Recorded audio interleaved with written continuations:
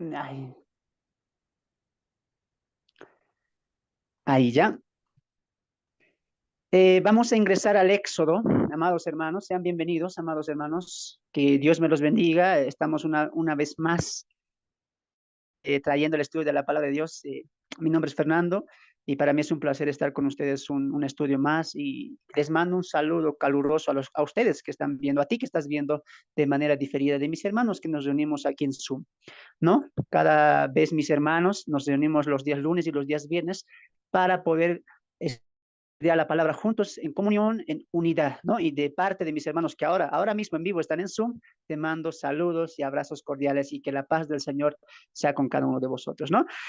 Entramos a la lección número 13, la segunda parte de el llamado de Moisés y las 10 plagas de Egipto. ¿Dónde habíamos quedado la semana pasada? ¿Dónde habíamos quedado? En el llamamiento de Moisés. Veíamos a un Moisés 40 años de preparación en Egipto, veíamos a un Moisés que posteriormente 40 años Dios lo prepara en el desierto, en una tierra extranjera, con un oficio que él completamente nunca se imaginó que iba a tener, ser pastor de ovejas tercas, de ovejas que no hacían caso, y Dios lo estaba preparando para lo posterior que se venía, que era pastorear a hombres tercos, mujeres tercas, hombres y mujeres, pueblo entero que va a tener un corazón de duro servicio, ¿no? No a Moisés, sino a Dios. Veamos la mano de Dios en la preparación de Moisés, y Moisés es un ejemplo de la preparación del siervo de ayer, de hoy y de siempre.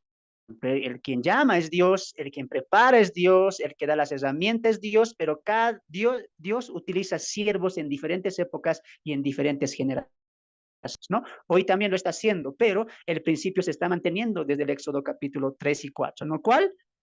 Que Dios prepara, que Dios examina nuestros corazones, que Dios tiene su tiempo, ¿no? Y veíamos cosas bonitas ahí con Moisés, con su carácter, con su corazón, con su vida, con su ánimo, con su deseo de poder libertar a su pueblo, a sus hermanos, pero Dios le dice, no es en tu momento, es en mi momento, ¿no? Entonces, aprendamos, esta historia nos enseña que la voluntad de Dios es que Él quiere usarnos, ¿sí?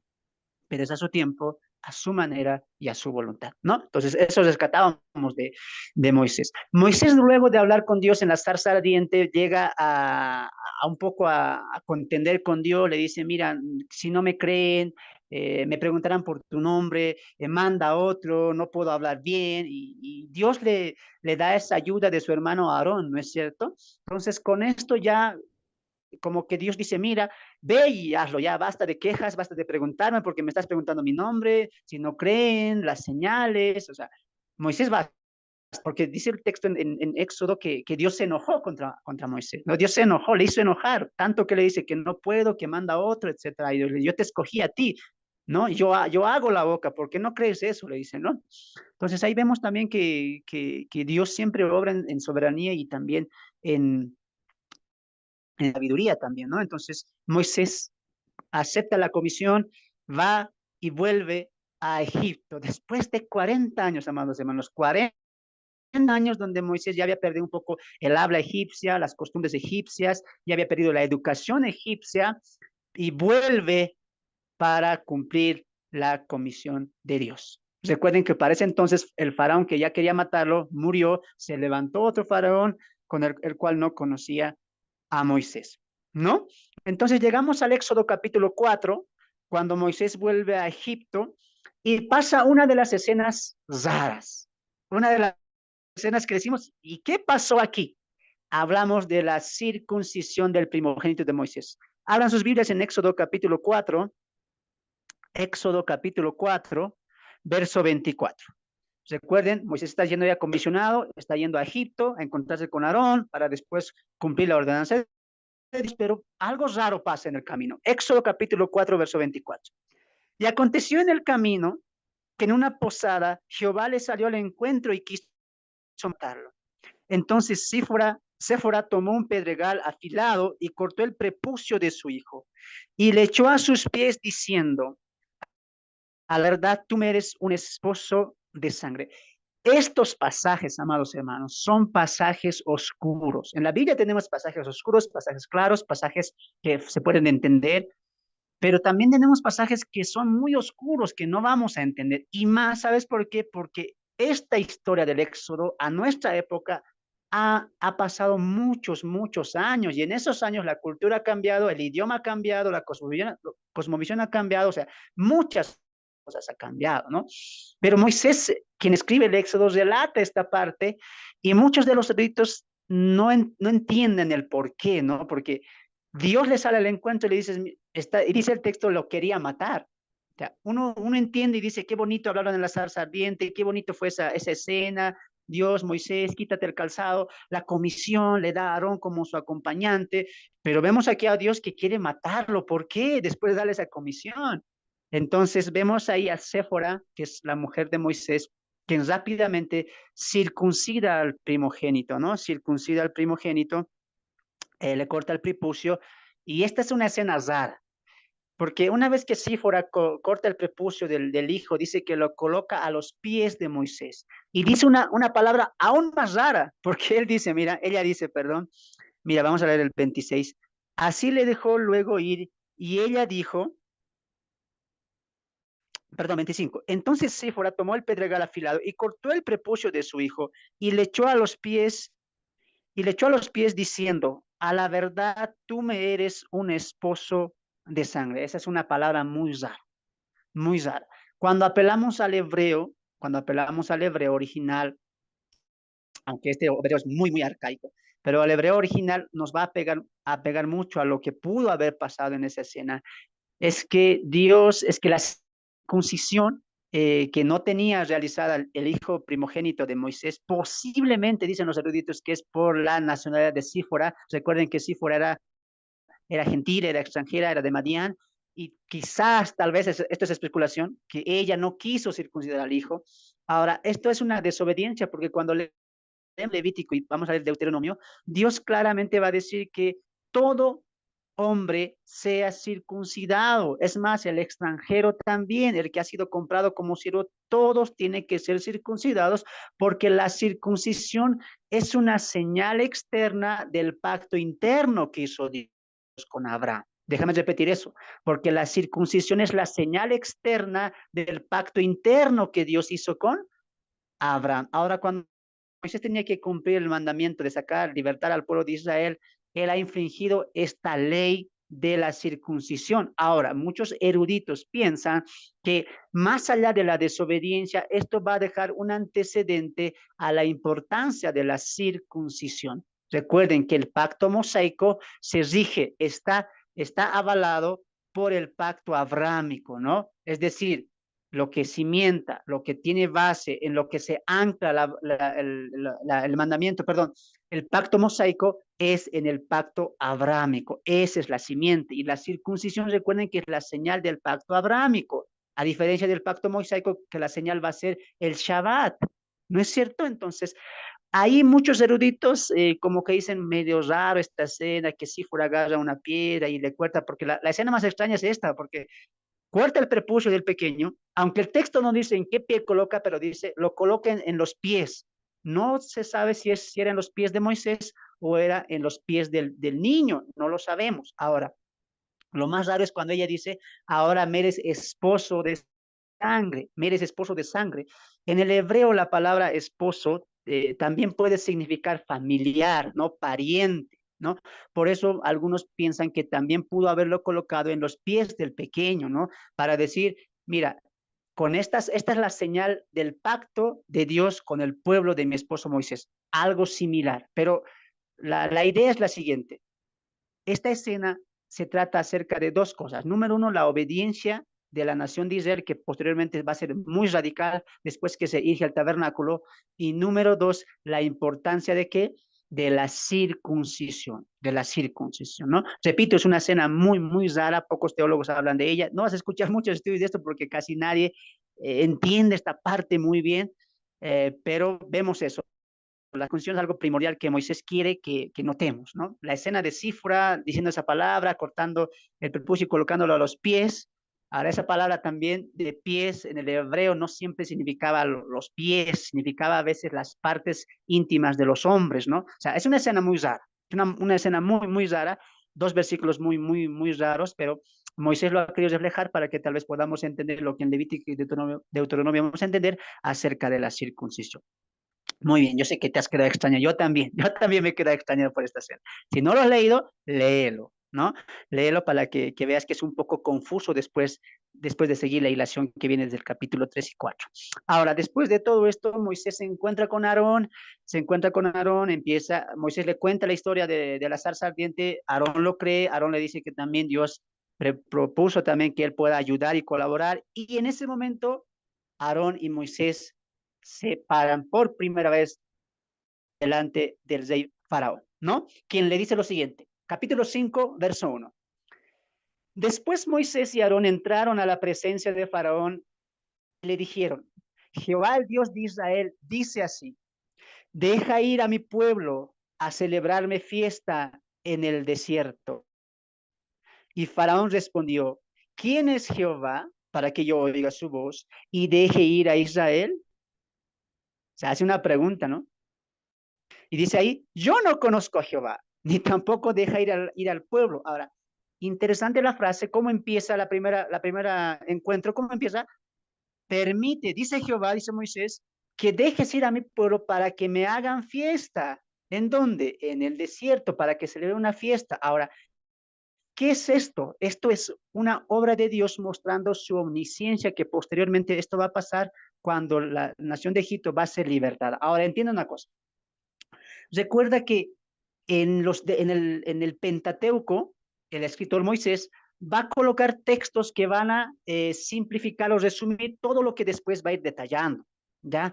Ahora, la importancia del éxodo siempre es la liberación, porque éxodo significa libertad o camino de libertad, ¿no es cierto? El tema central del éxodo va a ser cómo Dios está libertando a su pueblo. Ahora, no te hagas extrañez cuando veas que Moisés dice de parte de Dios, y Dios dice que me hagan fiesta, pero se pregunta uno, ¿pero fiesta para qué? ¿Para que vuelvan y sean esclavos? Como que no tiene sentido que vayan un momento, les den fiesta y vuelvan. No, recuerda que Moisés está mostrando que Dios tiene un plan que ya se ha cumplido, porque Moisés está relatando ya cuando la nación ha salido de la nación, de la opresión de Egipto. Siempre ten en cuenta eso, que Moisés está escribiendo en el periodo del Éxodo, ya la nación ha sido libertada. Siempre, no, pero nunca olvides eso. Ahora, Moisés dice al faraón que me celebren fiesta, porque Dios ya sabía que la nación más adelante iba a ser libertada y que Faraón también se iba a resistir a poder liberar al pueblo. Ahora, lo interesante que el Faraón lo que dice, ¿no? ¿Quién es Jehová para que yo oiga su voz y deje ir a Israel? Yo no lo conozco. O sea, tú vienes aquí y entras a mi palacio, entras a mi nación, Moisés, y no solamente me hablas de un Dios que no conozco, me estás ordenando a ese Dios, a través de ese Dios que no conozco, y no conforme a eso, me pides que liberte a este pueblo que me está sirviendo y que sin este pueblo no hay construcciones, no hay trabajo, el ganado no crece. O sea, me estás pidiendo que saque a mi mano que da la productividad en la tierra de Egipto. No, fuera. Ahora, Faraón, tras hacer ese primer encuentro, ojo desde aquí porque mira cómo esto va a irse al mensaje teológico del Faraón, que vamos a ver al final, al finalizar, va endureciendo su corazón. No, no, no, no, no, yo no conozco a Dios. Lo que me pides, yo no te lo voy a cumplir. Es más, ¿piensas que aquí los hebreos tienen voluntad propia? No, guardias, pasen aquí, sí, Faraón, tripliquen el trabajo de los hebreos. Antes les dábamos paja, ahora no, ellos que vayan a buscar su propia paja. Ah, para celebrar fiesta creen que tienen tiempo. Aquí no hay tiempo. Estoy parafraseando por si acaso, para que entendamos. No, el faraón dice eso. ¿Piensan que tienen tiempo para ir a celebrar fiestitas ahí al desierto? No, no, no, no. Aquí tripliquen el trabajo. Wow. Tras el primer encuentro de Moisés y Aarón con Faraón, Faraón endurece su corazón y eso se expresa, se manifiesta en el maltrato aún peor de la nación de Israel, de los hebreos, ¿no? En ese escenario, los mismos hebreos, viendo la dureza, porque ahí había aumentado, se había triplicado el trabajo y con eso también la opresión, la esclavitud, el maltrato, los azotes, la denigración, los insultos, etcétera. O sea, Moisés vino a libertad, pero en esos momentos la nación lo estaba pasando peor, peor, ¿no? Moisés viendo esto dice, Señor, ¿para qué me has mandado? ¿No ves que la nación de Israel está sufriendo más? Yo no entiendo para qué he venido. Moisés humanamente se siente desanimado viendo la dureza del faraón y viendo su reacción y viendo a un pueblo totalmente sometido, peor a la nación de Israel. Entonces pasa lo siguiente, capítulo 5, versículo 22. 5, 22. Entonces Moisés se volvió a Jehová y dijo, Señor, ¿por qué afliges a tu pueblo? ¿Para qué me enviaste? Porque desde que yo vine a Faraón para hablarle en tu nombre, ha afligido a este pueblo y tú no has librado a tu pueblo. Una cosa quiero aclarar antes de continuar. Cuando leemos el Éxodo, uno se hace la idea y piensa rápido, ¿no? A ver, primera plaga, ya ha pasado 3, 4 días. Al día siguiente, otra plaga. Pensamos que es rápido, pensamos que es continuo porque el texto, la literatura así nos lo está presentando. Pero recuerda que el Éxodo, incluso en el Éxodo y en el Génesis y en el Deuteronomio, un texto, amados hermanos, un solo versículo implica varios años. En un solo versículo pueden haber pasado 300, 200, 150, muchos años. Recuerda que las plagas en Egipto no fueron de manera rápida, seguida. Tuvo un tiempo.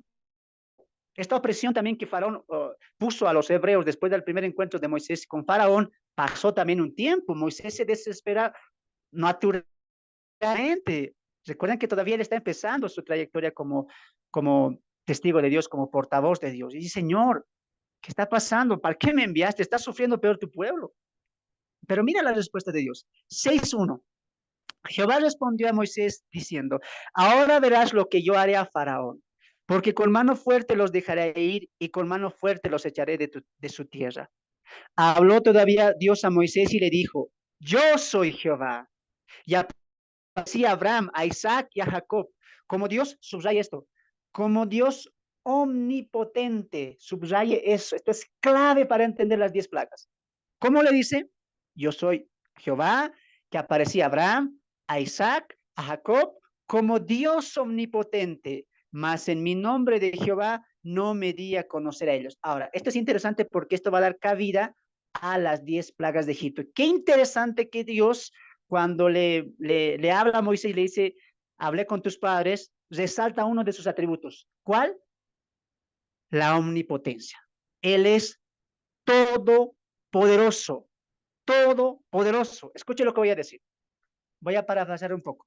Moisés se queja con Jehová y dice, Señor, está subiendo el pueblo más. Yo estoy acá y me siento yo mismo afligido por haber incluso venido. Y Jehová le dice, mira Moisés, verás tú con tus propios ojos lo que yo haré con Faraón y cómo el Faraón y su pueblo dejarán ir a mi pueblo. Dejarán ir. Dice, de manera fuerte los dejaré ir. Lo que Dios va a hacer con el pueblo de Egipcio va a ser algo fuerte. ¿Ya? Y dice, porque yo soy Jehová, y aparecía Abraham, Isaac y Jacob como Dios omnipotente, como el todopoderoso, ¿no? Ahí significa ahí Elohim, ¿no? Poderoso, el Dios todopoderoso, ¿no? Ahora, cuando él habla eso, Moisés empieza a hablar con el pueblo porque le dice, mira, di al pueblo que no teman, que yo los sacaré con mano fuerte, que yo los libraré de la presión de los egipcios, pero recuerde que para esos momentos los hebreos están sufriendo peor, triple, cuatriple, o sea, cantidad, están sufriendo mucho, mucho. Por eso los mismos hebreos rechazan a Moisés, como echándole la culpa, ¿no? ¿Para qué viniste? ¿Para qué hablaste? ¿Para qué nos quisiste sacar? Comienza a endurecerse el corazón de los hebreos por causa de la opresión de los egipcios. No le quieren creer a Jehová, tampoco lo quieren creer a Moisés. Muy bien. Posteriormente, ¿qué pasa? Dios le ordena a Moisés y a Aarón que puedan rescatar ancianos para que puedan hablar con el pueblo y el pueblo pueda voltear su rostro a Dios y entender que Dios va a hacer algo maravilloso por ellos en una tierra extranjera. Y así comienzan las 10 plagas de Egipto con un segundo encuentro. Aarón, Moisés, Faraón y sumados 2 personajes más. ¿Cuáles serían?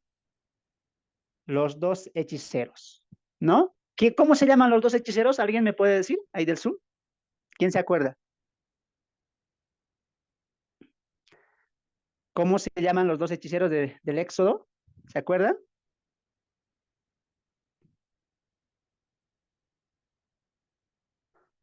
Janes y Jambres, ¿no? Janes y Jambres, que van a ser los dos hechiceros que van a imitar ciertos actos sobrenaturales que Dios hará a través de Aarón y Moisés, ¿no? Vamos al capítulo 7, verso 8. El segundo encuentro de Moisés con Faraón, dice así la palabra: habló Jehová a Moisés y a Aarón diciendo: si Faraón os respondiere diciendo, mostrad milagro, dirás a Aarón, toma tu vara y era delante de Faraón para que se haga culebra. Vinieron pues Moisés y Aarón a Faraón e hicieron como Jehová lo había mandado y echaron su vara delante de Faraón y de sus siervos y se hizo culebra. Entonces llamó también Faraón sabios hechiceros e hicieron también lo mismo los hechiceros de Egipto con sus encantamientos. Pues echó cada uno su vara, las cuales se volvieron en culebras, mas la vara de Aarón devoró las varas de ellos. Y el corazón de Faraón, subraya eso, se endureció y no los escuchó. No los escuchó. Entonces, amados hermanos, aquí estamos viendo algo muy importante. Principio del endurecimiento de Faraón, ¿no? En principio de endurecimiento de Faraón. Ahora vamos a continuar. Esto da cabida a las 10 plagas, ¿no? Ve la primera señal. ¿Cuál señal? La vara de Aarón. Era la primera señal. Esa señal identificaba no solamente que Moisés y Aarón venían de parte de Dios, sino que Dios tenía poder. Recuerda la palabra que te dije subrayar: el todopoderoso, el omnipotente.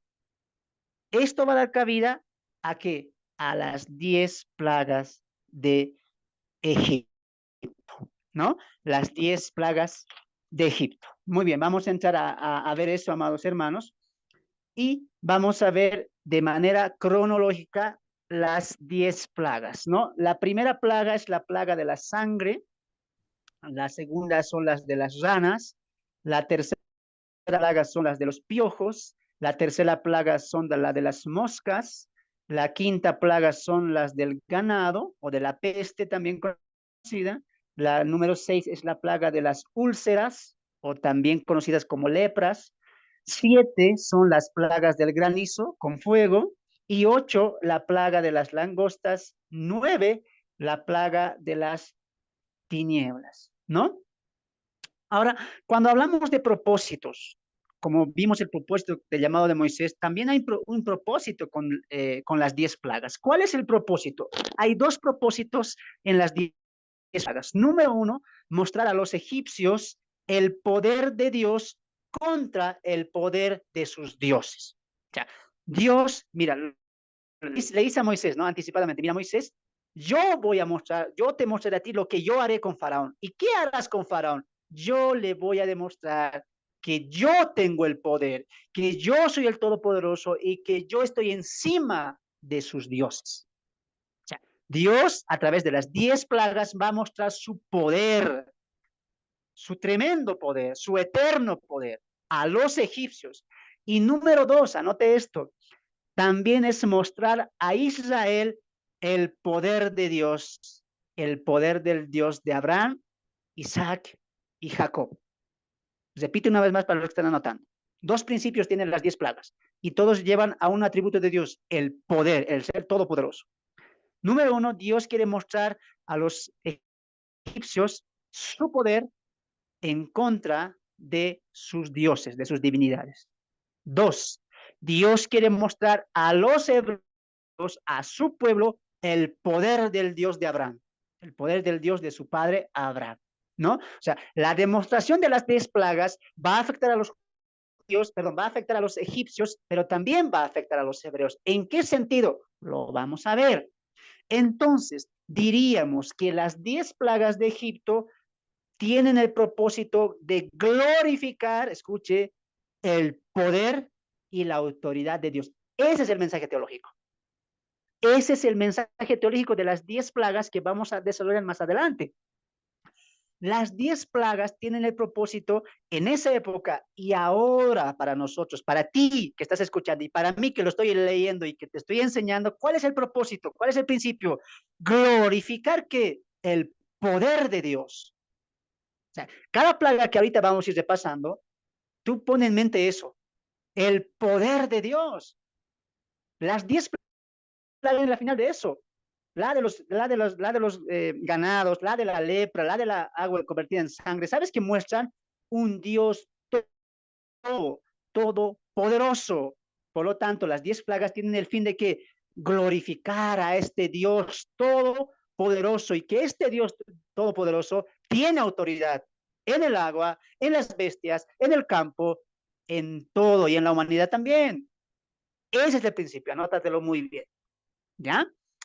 Ahora, vamos a ver un poco las plagas. La primera plaga es la de sangre, ¿no? Recuerda la escena, el río Nilo se convierte en sangre porque Aarón coloca su báculo también ahí y este se convierte en sangre, ¿no? Entonces, eso está afectando a una de las divinidades que era considerada para los egipcios, ¿no? Recuerda que estas 10 plagas, y esta nota también, yo sé que muchos lo saben, las 10 plagas van a ser un ataque directo contra dioses de Egipto. Dioses de Egipto, ¿no? Eso es muy conocido y tú puedes averiguar en internet o googlearlo qué nombres tenían estas 10 divinidades, ¿no? Las ranas, las moscas, los piojos, el agua, el sol va a ser afectado por la plaga de las tinieblas, o sea, estas 10 plagas van a ir directamente contra las 10 divinidades y más que tenía el pueblo de Egipto, ¿no? Recuerda lo que dijo Dios, yo le voy a mostrar mi poder sobre o contra de sus dioses minúsculos, ¿no? La plaga de la sangre hace eso, daña aquello que ellos más querían, aquello que ellos más amaban, que veían que esa era la fuente de la productividad, esa era la fuente de producción, el Nilo. O sea, el Nilo era tan amado y según historiadores dicen que para la época de Mesopotamia, ese río contenía el agua más deliciosa, rica, ¿no? De ese contexto o trasfondo histórico, ¿no? Entonces, Dios está atacando algo preciado también de ellos al atacar o al mandar la plaga de la sangre, donde murieron muchos, pero muchos peces, ¿no? Murieron muchos peces. Dos, la plaga de las ranas, ¿no? La plaga de las ranas, ¿no? Vemos eso en el capítulo 8. Vemos ahí que Dios habla a Moisés y le dice, mira Moisés, vamos a mandar del río Nilo que salgan. Recuerda que la plaga de sangre duró 7 días. Después de esto, del mismo río Nilo salen cantidades, millares, decenas, centenas de ranas. Y dice el texto ahí que todo el campo de Egipto, la tierra de Egipto, se llenó de ranas, exceptuando la tierra donde vivían los hebreos, ¿no? Sabemos, claro, que la nación de los hebreos, el lugar, ha sido protegido por Dios. Eso es claro en las 10 plagas, ¿no? Pero no la nación de Egipto, ha sido totalmente rebasada por las plagas que van a venir. Y las ranas no van a ser un ejemplo, no van a ser también diferencia de eso, ¿no? También tenían una diosa eh, que veneraban a través de esta rana, una mujer que tenía cabeza de rana, y ellos la veneraban, ¿no? Por la productividad y por la fertilidad que ellos también pensaban, ¿no? Entonces vemos ahí como número 3 en Éxodo capítulo 8, versos 16 al 19, la plaga de los piojos, ¿no? Es interesante esto porque ah, Aarón toca con su báculo la arena y la arena se vuelve completamente en piojos, ¿no? Se vuelven piojos y empiezan a fastidiar, a irritar la piel de los egipcios, ¿no? Empiezan ahí a rasgarse, empiezan ahí a molestarse por esta plaga de piojos. Entonces vemos ahí que Faraón empieza ya a sentir poco a poco las señales del poder de Dios, ¿no? Pero no conforme a esto, dice el verso 19, 8:19, entonces los hechiceros, Janes y Jambres, dijeron a Faraón, y esta es la parte importante, ¿no? Porque los hechiceros van a replicar algunas de las plagas, ¿no? Algunos de los milagros. ¿Alguien sabe cuántos milagros replicaron o imitaron los hechiceros? ¿Alguien sabe? No es solo una, por si acaso, son algunas más. ¿Alguien sabe cuántas imitaron? ¿Mm? Puede abrir su micrófono.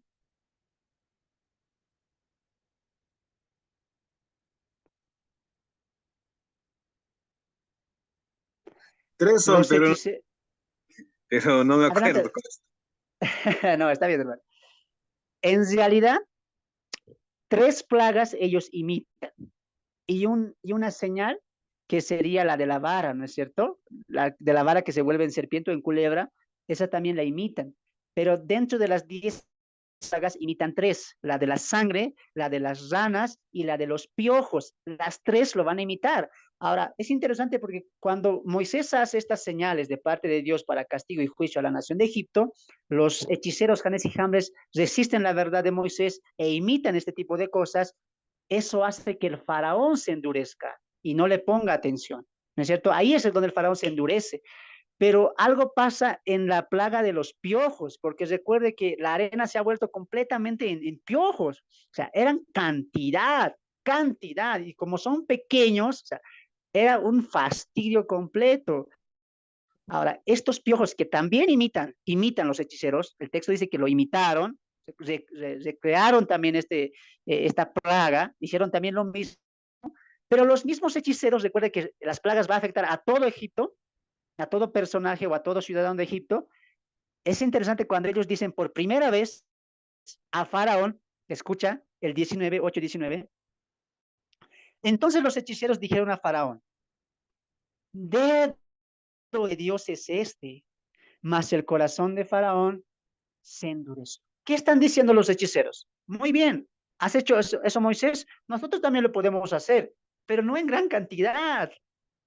¿Y sabes qué dicen los mismos hechiceros al ver semejante plaga, semejante señal del Dios de Moisés? Ellos mismos reconocen, Faraón, esto, cuando dices dedo, esto es obra de Dios. O sea, reconocen que esa grande plaga, ese grande poder, esa grande destrucción que había llegado o incomodidad que había llegado al pueblo egipcio, no puede ser hecho por un hombre. ¿Por qué dicen eso ellos? Porque ellos siendo hechiceros, conociendo las magias oscuras, las artes oscuras, replican eso, pero no lo hacen con esa potencia, con ese poder, con esa autoridad que la está haciendo Moisés guiado por Dios. Ellos reconocen, Faraón, esto es dedo, esto es obra de Dios. Wow. Mira cómo las plagas van intensificando y Faraón va endureciéndose más, ¿no? Vamos a la cuarta plaga, la plaga de las moscas. Éxodo capítulo 8, verso 20 al 32. Éxodo capítulo 20, verso 8 al 32, la plaga de las moscas, que también va a ser un completo desastre, ¿no? Para el cuerpo, para la alimentación, para la comida, para los víveres, para el agua, o sea, las moscas, imagínense, ¿no? Si a ti nomás, me imagino, alguna vez ha entrado una mosquita ahí a tu cuarto y estás luchando mediodía con esa mosca, las hermanas todavía, ¿no? Las hermanas ahí con la escoba, le están dando con el zapato y dice, ¿no? Al esposo, y el esposo llega y dice, ¿y qué pasó? ¿Por qué la casa está desordenada? Tuve una enemiga, ¿no? Y al final, la mosca, uno, la ama de casa, se va. Pero es así, ¿sí o no? A veces una mosca nos puede arruinar el día. Imagínense cantidad de moscas. Imagínense eso, ¿no? Ahora, los egipcios tenían un dios que representaba las moscas, hermano. No, había una diosa que defendía de este tipo de cosas. Recuerde que ellos temían mucho a los piojos, por eso rapaban los cabellos, ¿no? Y también a los insectos como las moscas. Entonces, no pienses que ellos tenían una dios piojo, una dios mosca, no. Ellos tenían dioses y diosas que les defendían de este tipo de insectos que para ellos eran una aberración, era un asco estas tipos de cosas, ¿no? Entonces las moscas han llegado a Palacio, a Faraón y a todo el pueblo. En estas plagas, amado hermano, Faraón, ¿cómo se libra? de estas plagas. Dice a Moisés, dice algunos textos, algunas de las plagas, hizo llamar a Moisés, ¿no? Y dijo, Moisés, haz que se vayan estos piojos, haz que se vayan estas ranas, haz que se vayan estas moscas, pero él se compromete a algo, le dice, si las haces ir, entonces dejaré ir a tu pueblo, ¿no? Dejaré ir a tu pueblo. Y Moisés le dice, como has dicho, será hecho. Entonces, Moisés ora a Dios y Dios escucha la voz de Moisés y finaliza la plaga, ¿no? La de mosca, la de ranas, la de piojos, pero al día siguiente que ha sido ya la tierra de Egipto sana o libertada de estas plagas, Faraón vuelve a endurecer su corazón y no deja ir a la nación. Dice, eso va a pasar en las 10 plagas, en las 9 plagas, perdón. Quiere ir, dejar ir, dice, ya los voy a dejar ir, pero al día siguiente cuando se pasa, no los voy a dejar ir, ¿no? Entonces se pone más y más duro el faraón en el sentido de su corazón, ¿no? Hasta que llega la plaga de la peste o la plaga del ganado. Vamos al capítulo 9, verso 1, vamos a leer esto, 9:1. Entonces Jehová dijo a Moisés, entra a la presencia de Faraón y dile a Jehová, el Dios de los hebreos dice así, deja ir a mi pueblo para que me sirva, porque si no lo quieres dejar ir y lo detienes aún, he aquí la mano de Jehová estará sobre tus ganados que están en el campo, caballos, asnos, camellos, vacas y ovejas, con plaga gravísima. Y Jehová hará separación entre los ganados de Israel y los ganados de Egipto, de modo que nada muera de todo de los hijos de Israel. Y Jehová hizo plazo diciendo, mañana hará Jehová esta cosa en la tierra. Ahora, aquí hay algo importante que no quiero dejar pasar que antes que se me olvide. Cuando veíamos la parte de la liberación, perdón, de la esclavitud de los hebreos ante los egipcios, nos hacíamos la idea que muchos cuentan, que muchos vemos en teles o en series, que hay una completa esclavitud de los hebreos, y sí, es así. Pero, lo dije la semana pasada, viendo el contexto, el trasfondo histórico, que de la manera en que José permitió a los egipcios tener tierra y tener ganados, va a pasar lo mismo.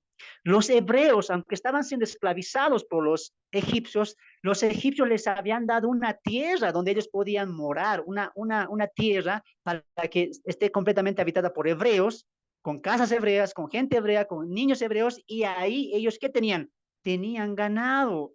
Por eso cuando Moisés le dice, mira, deja ir a nuestro pueblo, y Faraón le va a decir, muy bien, vayan, pero no van a ir mujeres ni ganado, le dice, ni niños, solamente vayan los varones. Y Moisés ahí se levanta y dice, ¿acaso quieres que sacrifiquemos el holocausto de los egipcios? Para Dios eso es abominación, le va a decir. Mira cómo Dios está mostrando el principio de separación que lo vemos desde Caín, perdón, desde las dos líneas, de Caín y Abel, Caín y Set también.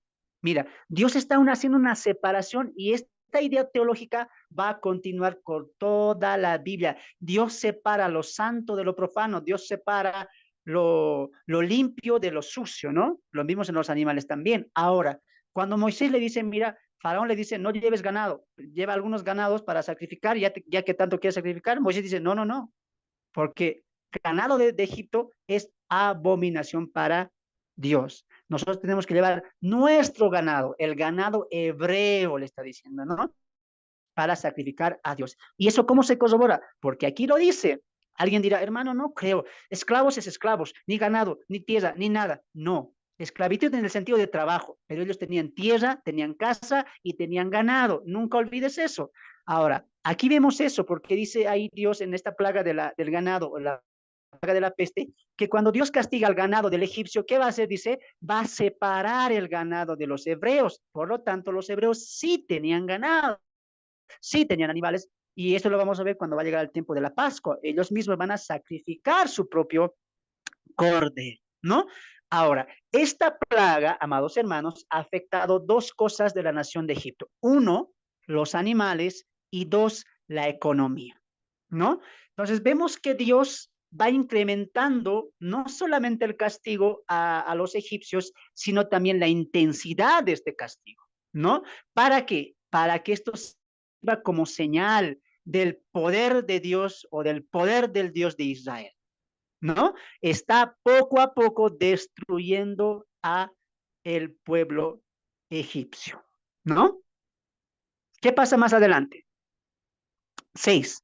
Al día siguiente Jehová hizo aquello y murió todo el ganado de Egipto, mas del ganado de los hijos de Israel no murió ni uno. ¿Ve? ¿Te das de cuenta? Entonces Faraón envió y he aquí del ganado de los hijos de Israel no había muerto uno. Subraya esto, mas el corazón del Faraón se endureció y no dejó ir al pueblo. ¿No? ¿Te das de cuenta de eso? Ahorita vamos a tocar ese punto también, que es muy importante, ¿no? Sexta plaga, la plaga de las úlceras o también la plaga de la lepra, ¿no? Ahora, en esta plaga, el faraón va a ser herido en su cuerpo, desde el faraón hasta el último siervo de la nación de Egipto, ¿no?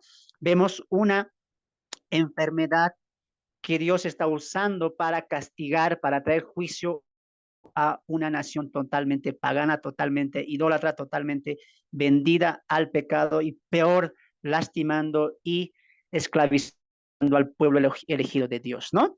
Después vemos la plaga del granizo en el capítulo 9, verso 13.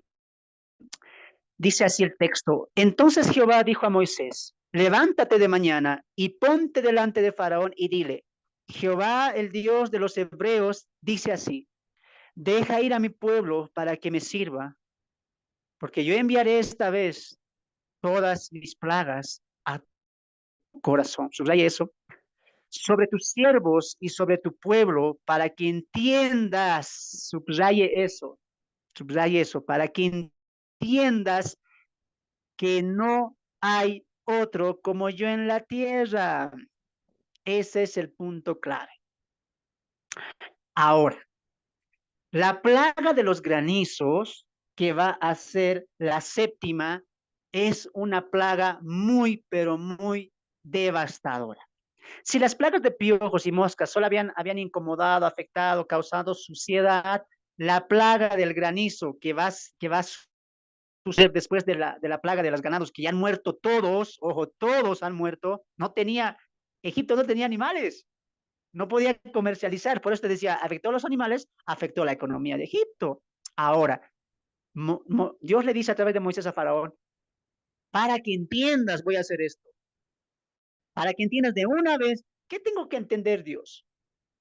Que yo soy único y no hay otro como yo. ¿Por qué dice Jehová eso? ¿Por qué dice no hay otro como yo? ¿Por qué recalca eso? Porque Faraón en cada plaga no se quedaba de brazos cruzados, sino que hacía, iba a adorar, iba a ofrendar, iba a pedir, iba a suplicar, iba a adorar ¿a quién? A sus divinidades. ¿Qué te dije al principio? Dios está mandando un juicio para demostrar el poder. Faraón oraba y decía, un ejemplo, ¿no? Por ejemplo, cuando habla del río Nilo, oraba a su Dios, a su diosa del río, ¿y qué decía? Que proteja el río Nilo. Dios manda la sangre ahí, ¿y dónde queda la diosa, el Dios del Egipto? ¿No? En ningún momento. ¿Y qué está diciendo Faraón ahí? Perdón, Dios ahí. Aunque ruegues, aunque te pidas a tu Dios, no hay otro como yo. ¿Viste lo que hice con tu ganado? Ese es mi poder. Ahora, para que entiendas, mira lo que va a venir. Un granizo, amados hermanos, que va a devastar las casas, las calles, las tiendas de todo el pueblo Egipto. Y es ahí, en esta plaga, cuando Faraón reconoce una cosa. Vamos al capítulo 9, verso 27. ¿Ya? Esta ha sido una destrucción completísima, completísima a la ciudad. Recuerda que Dios ya ha destruido el ganado, la economía también. Pero mira lo que pasa después de esta plaga de granizo con fuego. 27, 9:27. Entonces Faraón envió a llamar a Moisés y a Aarón y les dijo, subraya esto: he pecado esta vez. Jehová es justo y yo y mi pueblo impíos. Alguien dirá, por fin el faraón se ha arrepentido, ya es salvo. Pero no, no. Lo que Faraón está mostrando aquí es simplemente un momento de blandez, de suavidad, ¿no? De que él dice, muy bien, veo tal poder porque le estás reconociendo, he pecado contra Jehová. Al Jehová que él decía en el capítulo 5, yo no conozco, ¿quién es ese? Yo no conozco, mira, lo está conociendo a través de las señales del poder de Dios. He pecado contra Jehová, y Jehová es justo, y yo y mi pueblo impíos. ¿Por qué dice justos? Porque ¿qué le había dicho previo antes del granizo? Para que entiendas que yo soy el único Dios, para que entiendas eso. Como no entendió, vino los granizos, ¿y qué dice Faraón? Veo que él es justo. Míralo, la petición de Faraón, 28. Orad a Jehová para que cesen los truenos de Dios y el granizo, y yo dejaré ir y no os detendré más. Pasa la escena, una vez más Faraón reconoce esto. Muchos dicen que lo ha dicho de palabra para que el granizo se vaya, y creo que calza con la historia, porque cada vez que veía una plaga, Aarón, Moisés, vengan, los voy a dejar ir. Pasa la plaga, no los voy a dejar ir. Y en esto no va a ser diferente. Mira lo que pasa el verso 34. Y vinieron Faraón, y viendo Faraón que la lluvia había cesado y el granizo y los truenos se obstinó en pecar, perdón, y el granizo y los truenos se obstinó en pecar. Mira, se obstinó, subraya eso. Esto va a importar mucho a lo que vamos a ver más a continuación. Se obstinó en pecar y endurecieron su corazón. Él, subraya eso, mira, hasta yo más voy a subrayar. El corazón de él y su pueblo y sus siervos, ¿no? Eso, subraya eso. Estamos estudiando juntos para que veas que lo estamos haciendo juntos. Y viendo Faraón que la lluvia había cesado y el granizo y los truenos, ¿qué pasó? Se obstinó, se puso terco, necio y pecó. Y su corazón fue endurecido como el de él y como el de sus siervos. 35. Y el corazón de Faraón se endureció y no dejó ir a los hijos de Israel como Jehová le había dicho por medio de Moisés. ¿Qué hizo Faraón en el granizo? Moisés, Aarón, oren a su Dios. Basta. Muy bien. ¿Cesó? No los voy a dejar ir. Ah, esto nos va a ampliar la teología a ver lo que dice Romanos capítulo 2, pero no quiero adelantar. Vamos a ver con calma la historia del faraón más adelante. Y llegamos a la plaga número 8, la plaga de las langostas, ¿no? En esta plaga va a haber un texto, un versículo que va a marcar también la teología que vamos a ver más adelante en el mensaje teológico, como lo vimos en la plaga del granizo cuando dijo, he pecado contra Jehová y él es justo, ¿no? Y contra su pueblo.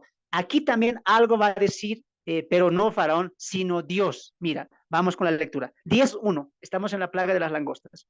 Jehová dijo a Moisés, entra a la presencia de Faraón, porque yo he endurecido su corazón y el corazón de sus siervos para mostrar entre ellos estas mis señales.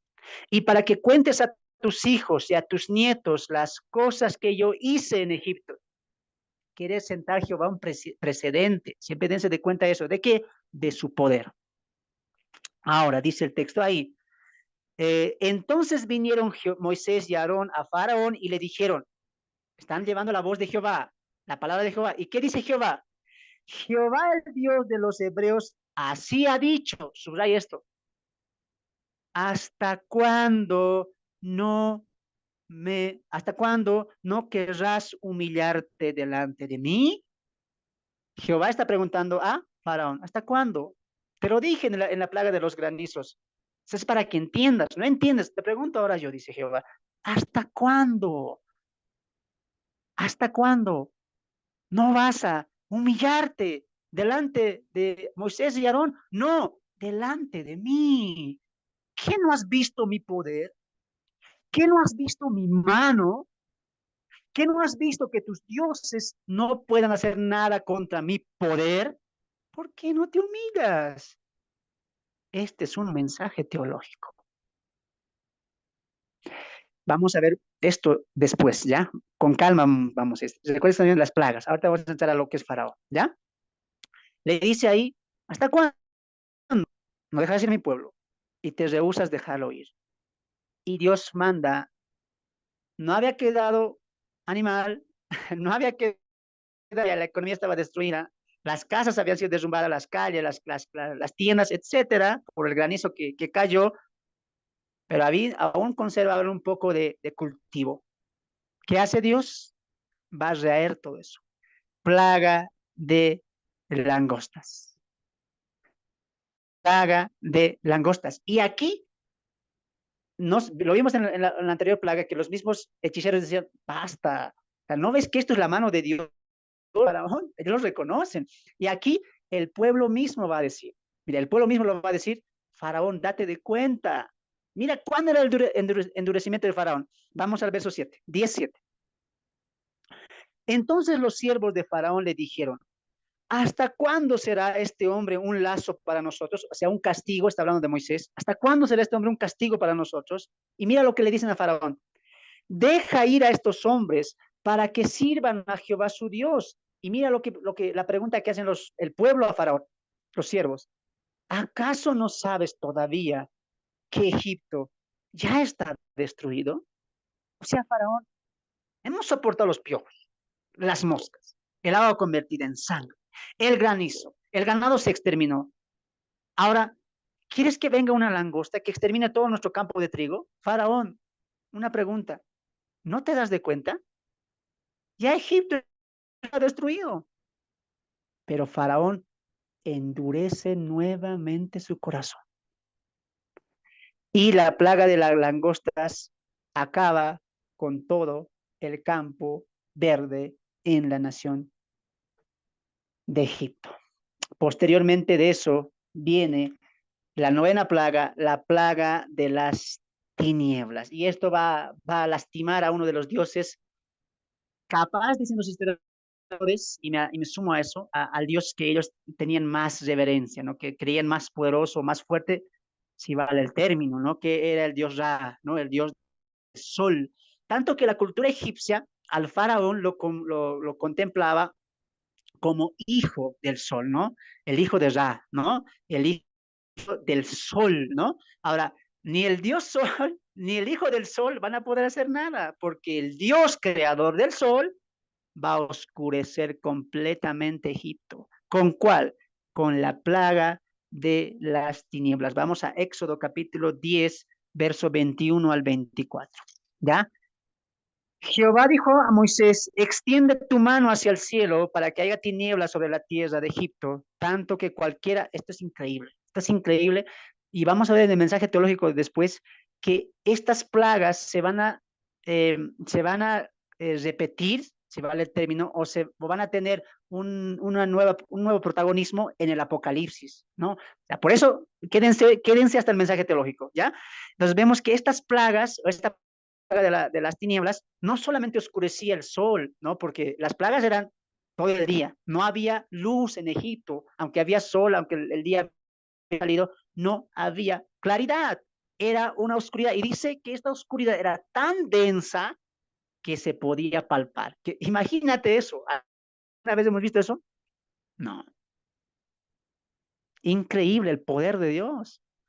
O sea, el hijo del sol y el dios sol de los egipcios no pueden hacer nada contra el creador del sol. Dios es todo poderoso, glorificado sea el poder de Dios que rebasa el poder minúsculo de los dioses del hombre, ¿no? Ahora, estas plagas de las tinieblas van a mostrar completamente la debilidad de Faraón y su gobierno pagano, ¿no? Y dice que estas plagas estaban ahí, como eran tan densas, nadie se distinguía. Recuerden que ahí nadie tenía linterna, no tenía su celular para colocar luz, no, nadie, no había eso, ¿no? Las calles eran alumbradas por fuego, ¿no? Y como las nubes eran tan densas, las tinieblas, no se podía distinguir, una persona no podía distinguir a la otra. Yo me imagino cómo hayan pasado ese tiempo los egipcios, ¿no? Con a sus hijos, incluso comer, alimentarse. O sea, era terrible. Cuando tú ves las plagas, amados hermanos, no lo veas con un mensaje, mira, qué terrible, y lo pasamos a la siguiente, no. Siempre examínalo con este trasfondo que te dije al principio, el poder de Dios sobre la humanidad, increíble lo que Dios puede hacer con su palabra, solamente con ordenar, increíble. O sea, esto nos da cabida a dos cosas. Número uno, el poder de Dios sobre toda la creación, y número dos, ¿qué nos demuestra? Que el hombre no es nada, que la nación más poderosa, sea Rusia, Ucrania, China, por más poderosa que sea, nada pueden hacer contra el Dios Todopoderoso. Egipto era una nación poderosa, lo era, tenía riqueza, pero Dios viene y les causa juicio y ¿qué hacen? Les muestra lo que realmente son. Son creación, son criaturas. Y aunque el mundo los condene, aunque el mundo los tenga por alto, por reyes, por poderosos, por países, sabes que aquí el único soberano que tiene autoridad no es el hombre, es Dios, porque Él es Señor de señores y Rey de reyes. Por eso las 10 plagas glorifican el poder y la autoridad del Dios creador. Oh, qué increíble, ¿no? A ver si algún día hacemos un estudio completo de las 10 plagas. Me gustaría hacerlo para profundizar más, ¿no? Ahora solo estamos sintetizando. Les recuerden que estoy dando el mensaje teológico, nunca olviden eso. Después de esta plaga de las tinieblas, que sería la novena, viene la plaga de los primogénitos, ¿no?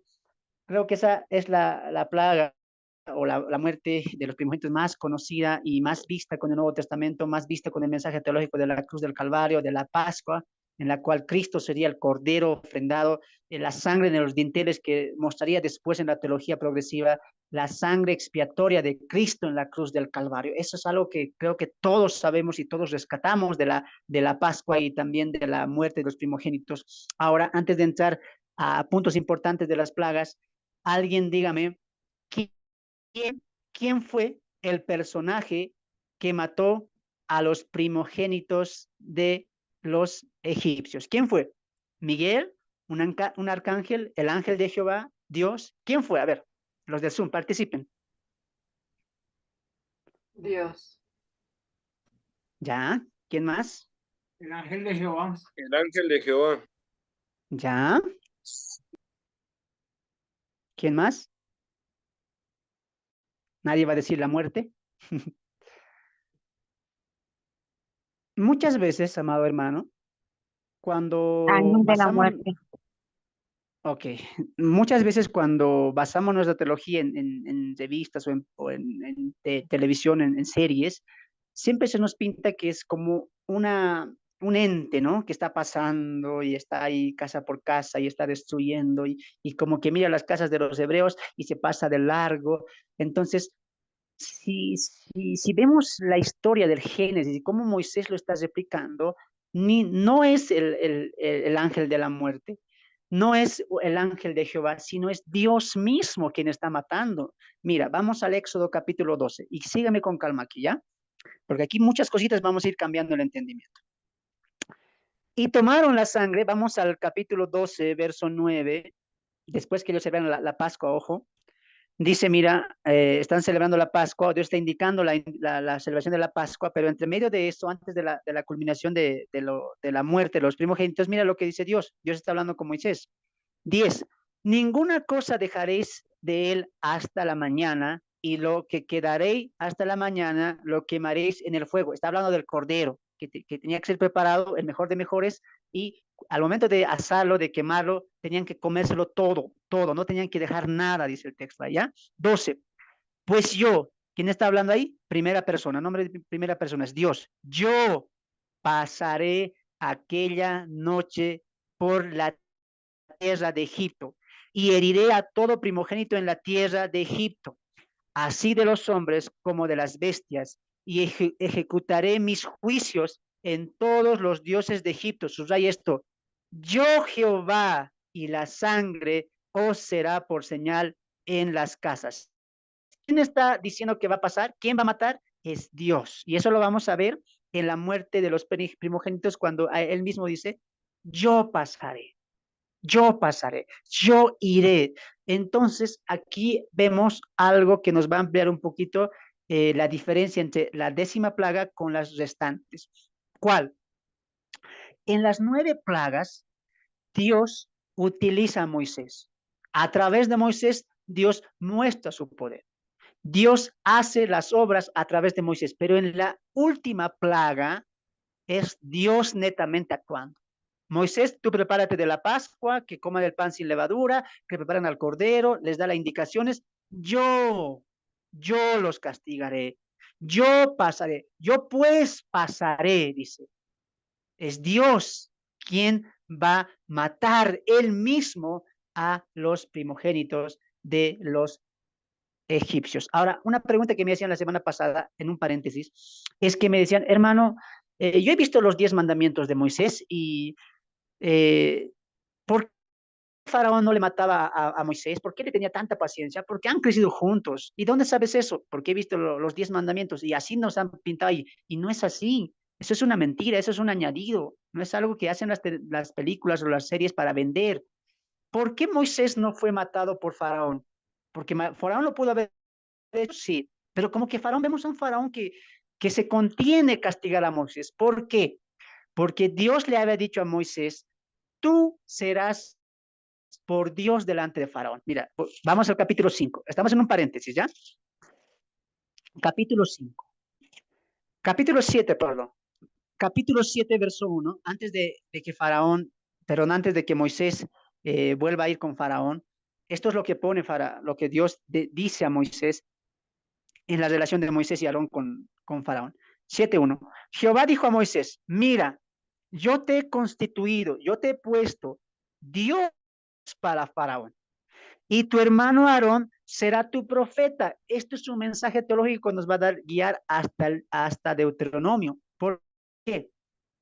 Porque recuerden que cuando la nación de Israel se queja, murmura, o sea, está en contra de Moisés, ¿qué dice Moisés? No están contra mí, están contra Dios. Porque Dios, ¿cómo lo había colocado a Moisés?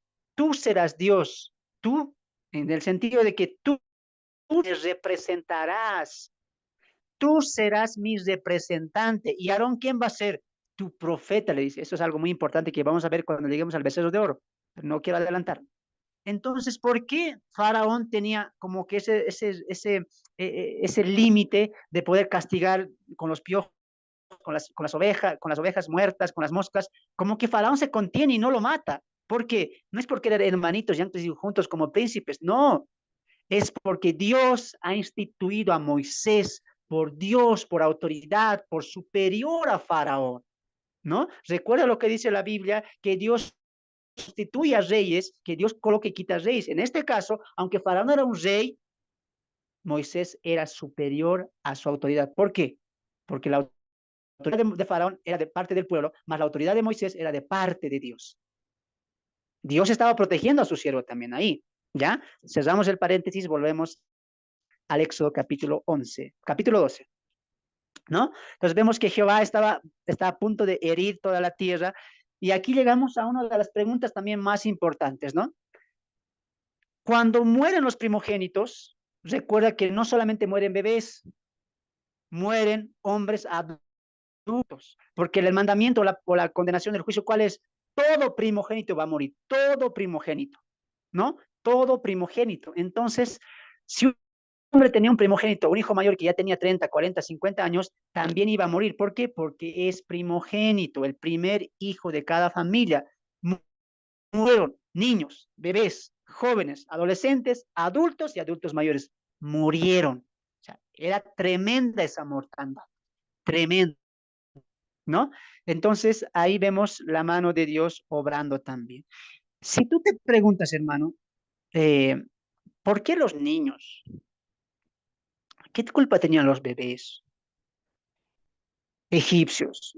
No crees, hermano, que ahí Dios un poquito está exagerando. Está bien que castiga a los adultos, ya hasta a los jóvenes, ya porque ya sabían un poco de la tradición, de la cultura pagana, pero los bebés. Imagínate que un bebé tenía 2 meses, un mes, o un recién nacido. ¿Por qué Dios mata así? ¿Alguien tiene alguna respuesta? ¿Alguien ha escuchado alguna respuesta acerca de eso? Porque es una pregunta muy importante, ¿no? Que se la hace. ¿Por qué vemos a Dios matando aquí a los bebés? ¿Mm? ¿Alguien quiere comentar?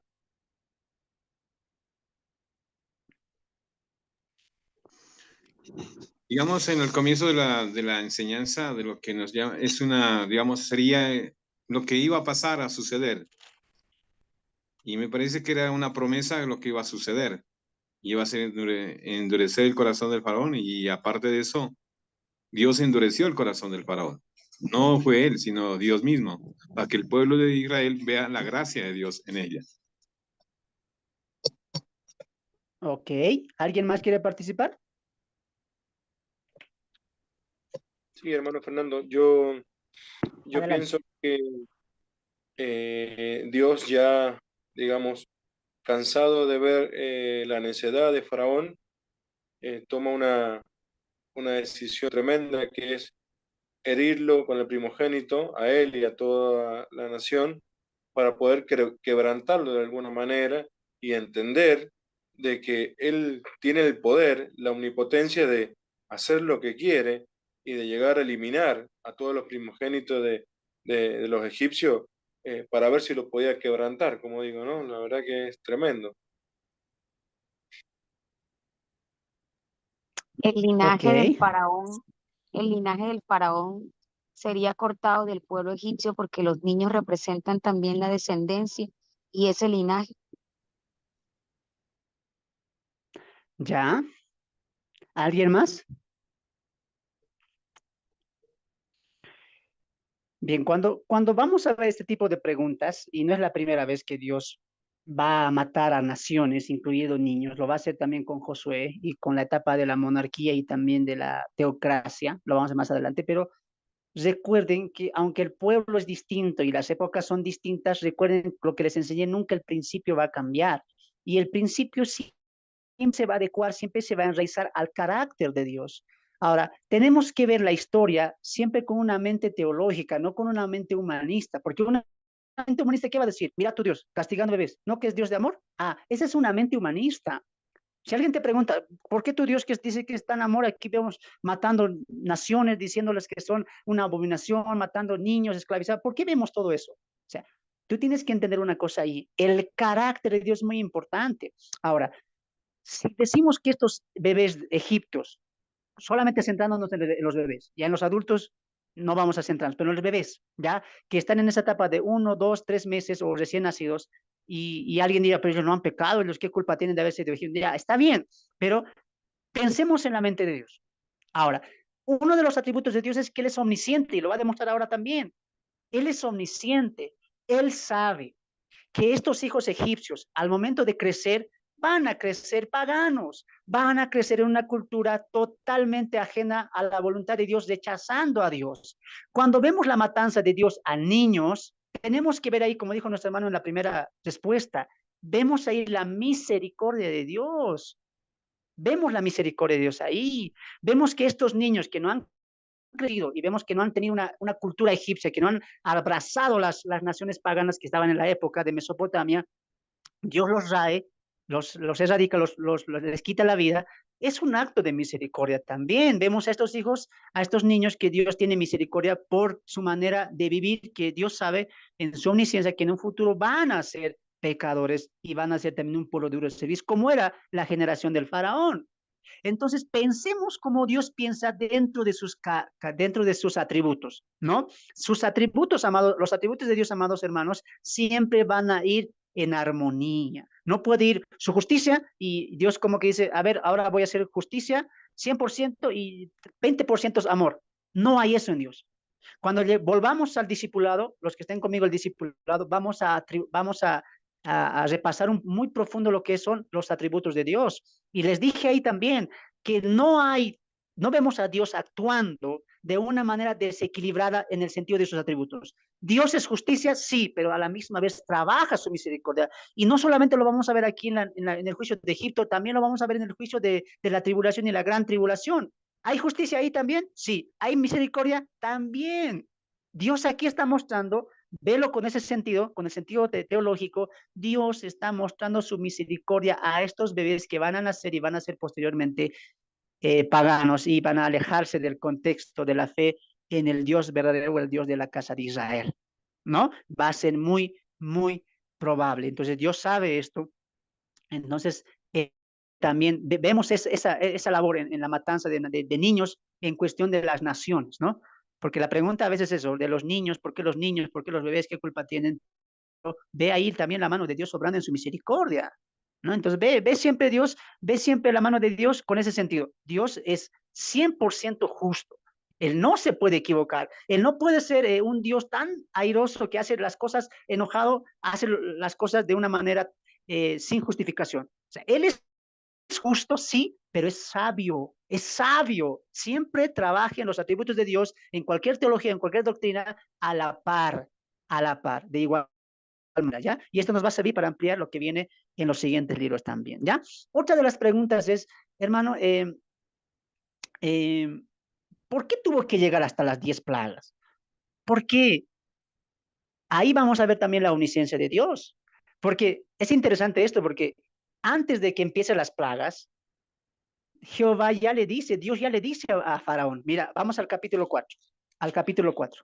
Capítulo 4, verso 21, ¿ya? Mira, o sea, que se cumplan las 10 plagas, ya Dios lo sabía. Ya Dios lo sabía. Recuerda que está también en función su atributo de omnisciencia. Él lo sabe que Faraón se iba a endurecer. 4:21. Vamos a leer desde el 22. Y dirás a Faraón, Jehová ha dicho así, Israel es mi hijo, mi primogénito. Ya te he dicho que dejes ir a mi hijo para que me sirva, mas no has querido dejarlo ir. He aquí, yo voy a matar a tu hijo, tu primogénito. Entonces, ya el plan de la muerte de los primogénitos ya estaba trazado en la voluntad de Dios. Y tú no digas y piensas, entonces, hermano, Dios ordena la historia como Él quiere. No, recuerda que está trabajando en su omnisciencia. Él sabe ya. Para Dios no hay pasado, presente ni futuro. A Dios no le tenemos que decir, Dios, ¿será que Faraón se va a endurecer? ¿Y qué pasa? No, Dios ya lo sabe. Él está actuando en su omnisciencia, al igual con los bebés que están muriendo, al igual también lo va a hacer con las 10 plagas. Dios sabía que en la 10ª plaga, con ese poder, heriría a la nación de Egipto, quitando a todo primogénito de la nación de Egipto, ¿no? Pues cositas que vamos a ir aprendiendo ahí. Ya tenemos poco tiempo. Vamos al mensaje teológico. Mensaje teológico. Mensaje teológico. En el mensaje teológico vamos a ver que las 10 plagas contra Egipto tipifican el juicio sobre el mundo que Apocalipsis se nos enseña claramente, ¿no? Que se nos revela claramente, ¿no? Entonces, las 10 plagas de Egipto van a tipificar, van a simbolizar los juicios que van a caer sobre el mundo entero en el periodo conocido como la tribulación y la gran tribulación. Para esto, vamos a hacer una línea ahí, los que estén con lápiz bolígrafo, hagan una línea, divídanlo en dos secciones y colóquenme en este lado en Egipto y en esta otra sección en el mundo, ¿ya? ¿Por qué? Porque Egipto simboliza al mundo. Esto es teología ahorita, mano. Es un mensaje teológico que nos va a ir hasta Deuteronomio, incluso hasta Josué, ¿ya? Hagan una línea, divídanmelo en dos y coloquen en un lado en Egipto y en el otro lado en el mundo, ¿ya? Vamos a ver algunas características, ¿no? Recuerde que hay una tipificación, un simbolismo entre Egipto y el mundo, entre las 10 plagas y el juicio final del mundo en Apocalipsis, el libro del juicio de Dios, ¿no? En este lado en Egipto, 1, idolatría y falsas religiones, ¿no? Idolatría y falsas religiones. Idolatría y falsas religiones. En el lado del mundo, también. Recuerde que cuando vamos a llegar al juicio final, cuando el anticristo se levanta, vemos con el falso profeta cantidad de falsas religiones. Y vemos el castigo a estas falsas religiones en el capítulo 17 de Apocalipsis con la condenación de la gran ramera, ¿no? La gran Babilonia, ¿no? Entonces, en el Egipto de Moisés, en el Éxodo, ¿había idolatría? Sí. ¿Había falsas religiones? Muchas. Cantidad de religiones. Egipto era conocida por su larga lista de divinidades. Ahora, los egipcios no solamente divinizaban a hombres, también divinizaban a animales. Eso es impresionante, ¿no? Ahora, en este otro lado, en la tribulación, va a pasar también lo mismo. El falso profeta va a ampliar la religión, no para unificarla, sino para que se extienda, y puedan adorar en primera instancia a muchos falsos dioses y después solamente al anticristo, ¿no? Entonces, vemos en los dos cuadros, en Egipto y en el mundo posterior, en el momento de la tribulación, idolatría, falsas religiones, un una completa apostasía, volteando el rostro a Dios. Ahora, ¿cómo sabemos eso? Porque Egipto, amados hermanos, este es un dato muy importante, Egipto tenía por origen a Cam, al nieto menor de Noé, a Cam. Es decir, que las tierras de Cam, los que han estado conmigo en Génesis saben la historia de Cam, va a dar cabida en un sentido, no en el completo, a la nación de Egipto. ¿Dónde está eso? Vamos al Salmos capítulo 7. Hay que correr un poco, ¿ya? Nos falta poquito. Espero que estén aprendiendo. Vamos a Salmos capítulo 78. Marquen sus Biblias ahí con algo en Éxodo, vamos a volver. Salmos capítulo 78, verso 43, ¿ya? No lo voy a leer por cuestión de tiempo, el completo, pero anótate, Salmos 78, 43 al 51, léelo completo. Mira, Salmos 78, verso 43. Vamos a irnos directo al texto que quiero que leamos. 51. Hizo morir a todo primogénito en Egipto, las primicias de su fuerza en las tiendas de Cam. Repito, hizo morir a todo primogénito en Egipto, las primicias de su fuerza en las tiendas de Cam. Ahora, muchos eruditos, amados hermanos, y estudiosos, concuerdan que Egipto fue fundada no solamente en tierras de Cam, cuando hubo la dispersión de los 3 hijos de Noé, sino que también tuvo un origen dentro del origen de Cam. Y recuerden que de Cam nace Nimrod. O sea, hay conexión. ¿Ahora entiendes por qué los egipcios eran tan idólatras? O sea, esto ya es un poco ir más allá, pero quiero que averigües, que vaya esa historia. Vamos a otro salmo. Salmo 105. Salmo 105. Salmo 105, anótate ahí, verso 27 al 28. ¿Ya? Tú también lo vas a leer en casa. Salmo 105, verso 27. Verso 27. Salmo 105, verso 27. Ahí está. Puso en ellos las palabras de sus señales y sus prodigios en la tierra de Cam, envió tinieblas que lo oscurecieron todo. No fueron rebeldes a su palabra. Volvió su agua en sangre y mató sus peces. Hizo su tierra, produjo ranas. Hasta en las cámaras de sus reyes habló y vinieron enjambres de moscas. ¿Qué vemos en el versículo 27? Y hizo prodigios. ¿En qué tierra? En la tierra de Cam, ¿no? ¿Ve cómo la Biblia un poco se va conectando? Ahora, te dije que no lo voy a leer, pero cuando tú lo leas, una cosa vas a notar, que cuando el salmista habla de estas plagas, porque las va a enumerar él todas en los 2 salmos, nos hace pensar, o él mismo quiere hacer notar, que Dios aborrecía a Egipto. Lee estos 2 salmos, amado hermano. Los lees y tú vas a notar que los castigó y no los dejó vivo a ninguno. O sea, como que vemos a un Dios completamente airado con Egipto. ¿Por qué? Por la paganía. Recuerda el mandamiento. No tendrás dioses ajenos delante de mí. ¿Por qué? Porque es abominación. Dios aborrecía a Egipto. Lo mismo que va a hacer en la gran tribulación cuando el anticristo y el falso profeta van a gobernar, van a conquistar el mundo con la política equivocada y con las falsas religiones. Dios, ¿qué está haciendo? Y mandando sus juicios, ¿por qué? Porque aborrece la idolatría. O sea, hay un contraste. Y mira cómo el Salmo nos lleva hasta acá. O sea, hay algo que hay hermoso, ¿ya? Pero hay que continuar. En el lado de Egipto vimos la idolatría. Ahora vuelve a notar un gobernante tirano. Un gobernante tirano. Y Faraón es un antitipo del anticristo. Faraón es un antitipo del anticristo. Vemos en el Egipto el faraón endurecido, autoritario, vemos soberbio, completamente soberbio, y es una tipificación del anticristo. Y creo que Pablo en Tesalonicenses lo describe bien a este hombre con ese nepotismo, con ese orgullo, al igual que Faraón, que va a endurecer su corazón, ¿no? 3, en el lado de Egipto colocamos el pueblo que no teme el poder y la autoridad de Dios. Egipto se simboliza o se puede comparar con el periodo de la gran tribulación, no solamente por el gobernante faraón y el anticristo, sino también por el pueblo endurecido. Acompáñame a Éxodo capítulo 9. Éxodo capítulo 9. Éxodo capítulo 9, verso 30. Me gustaría que alguien del Zoom pueda leerlo, por favor. Éxodo 9:30.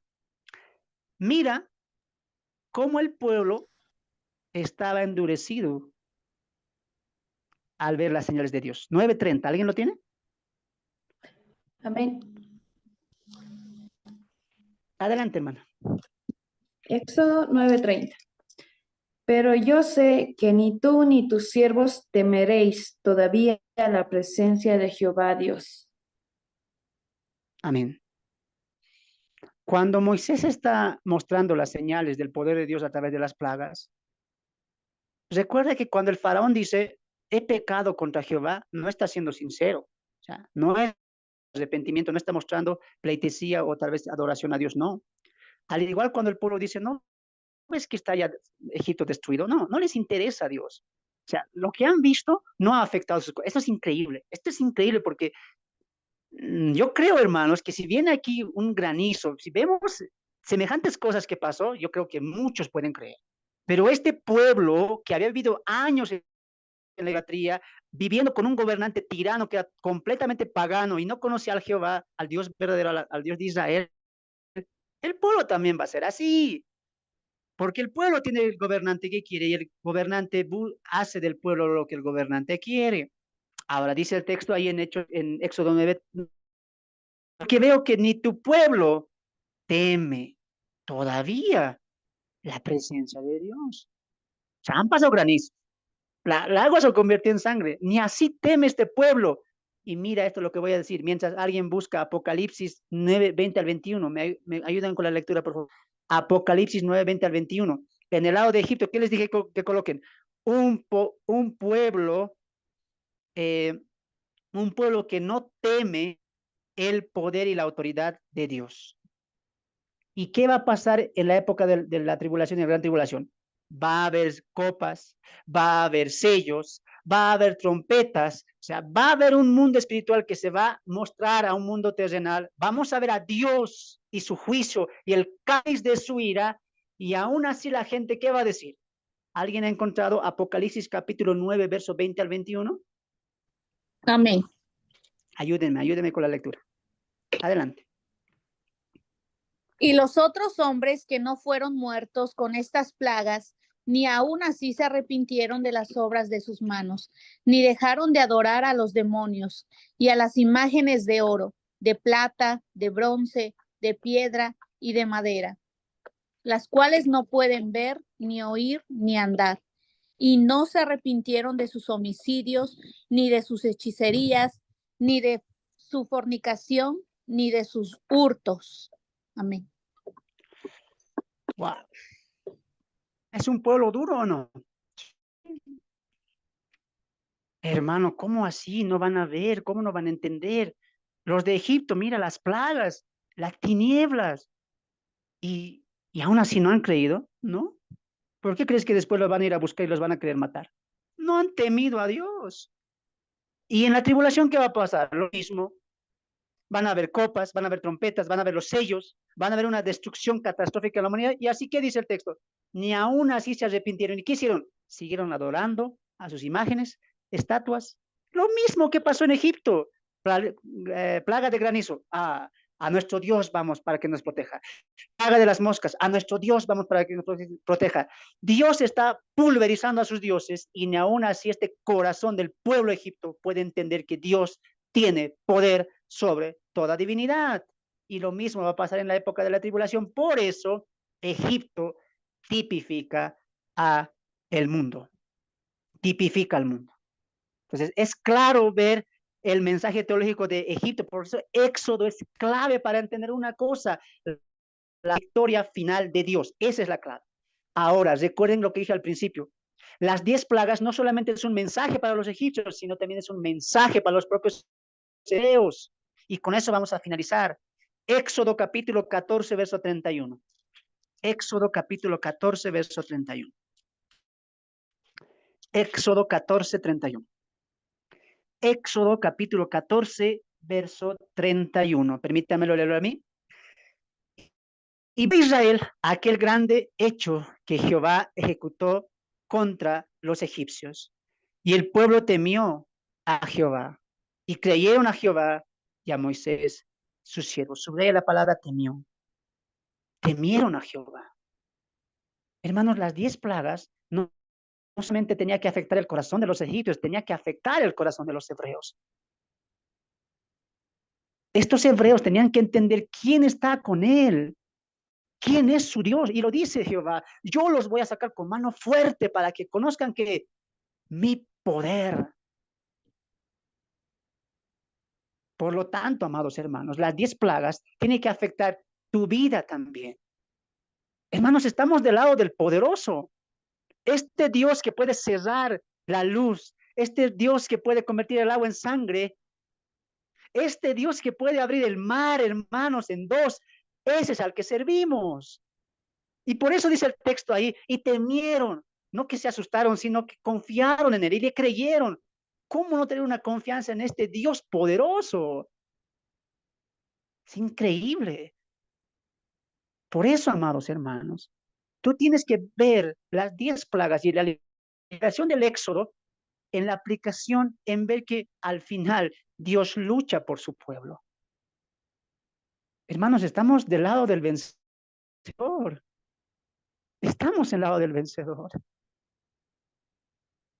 Dios vino a libertar al pueblo de la esclavitud de Egipto y Dios vino a nosotros, Cristo vino a nosotros, a libertarnos de la esclavitud del pecado. Y el que conociera al Hijo será verdaderamente libre, dice la palabra de Dios. Hermanos, ¿por qué temer? ¿Por qué asustarse?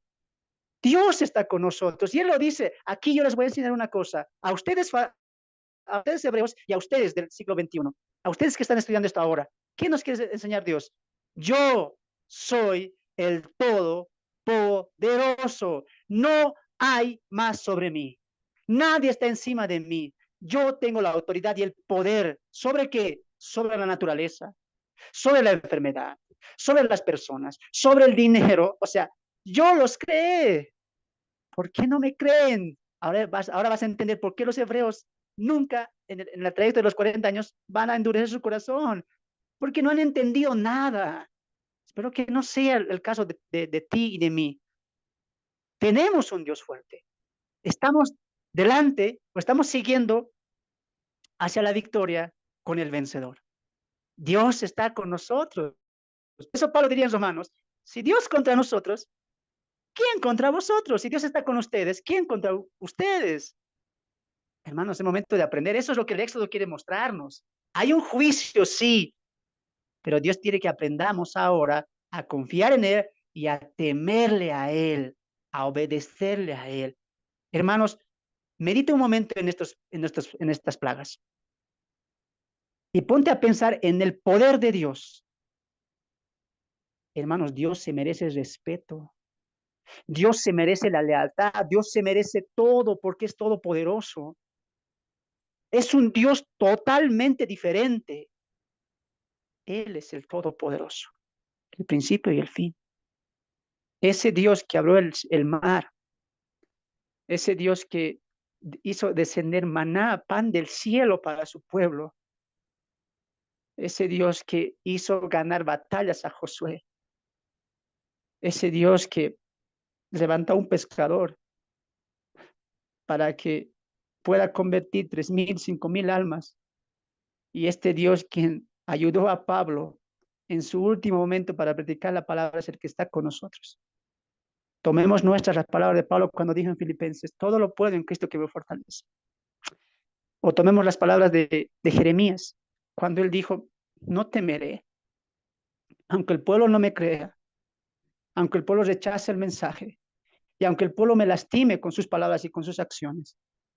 Y yo sé, dice Jeremías, que Jehová va delante de mí como poderoso gigante.